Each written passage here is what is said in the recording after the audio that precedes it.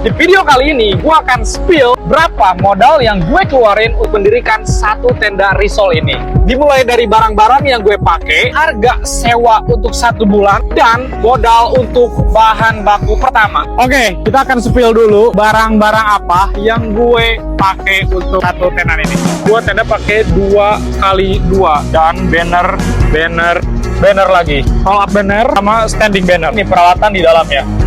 Dari mulai penggorengan deep layer, cooler box, satu gas, box donat, kipas, tas obrok, semuanya yang terlihat di sini gua beli secara online. Untuk link pembeliannya udah gue sematin di link bio gua atau di keranjang kidingi gua ya. Untuk mendirikan satu tenda jualan risol gua cuma butuh 6,5 juta saja. Udah termasuk sewa 1 bulan dan bahan baku awal. Kenapa kecil? Karena gue nggak beli meja. Gua hanya pakai meja yang ada di rumah. Minimalisir modal yang gue keluarin.